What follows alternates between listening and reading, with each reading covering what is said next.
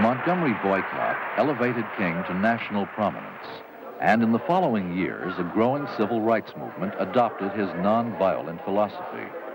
Influenced by King, students across the South challenged segregation with sit-ins at lunch counters and other public accommodations. In 1962, King used the students' method of direct confrontation in Albany, Georgia.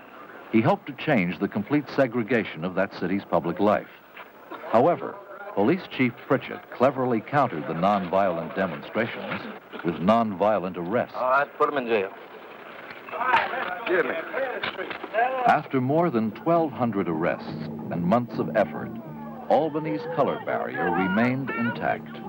The civil rights movement had suffered a major defeat, and King realized a breakthrough would have to be made elsewhere.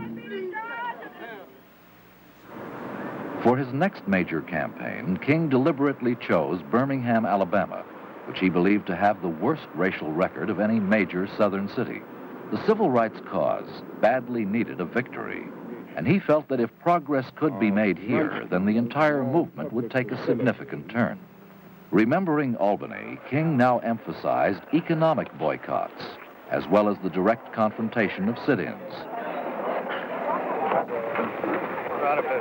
Every time demonstrators were arrested, another, larger demonstration took place. By early April 1963, the movement had gained strength, and large pray-ins were held in front of City Hall. Safety Commissioner Bull Connor used mass arrests, fire hoses, and police dogs to break up the demonstrations. As the struggle became more intense, King took an important step. For the first time, he disregarded a court order and marched. After his arrest, a new mayor took office, and King came under intense pressure from liberals to ease the crisis. But he refused, saying in part that for the Negro, wait had always meant never.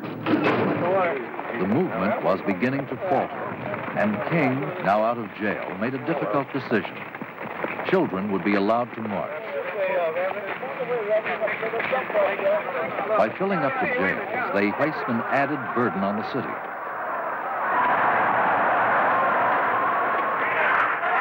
As more and more children marched, Bull Connor once again used fire hoses and dogs.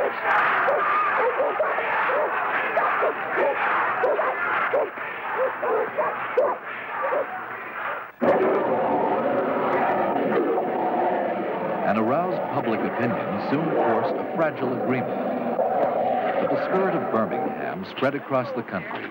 Civil rights demonstrations in hundreds of American communities finally culminated in a massive march in Washington. The Negro was vigorously making his plight known on a national scale. Grievances were serious, but millions of television viewers saw King voice the genuine hope that was in the air.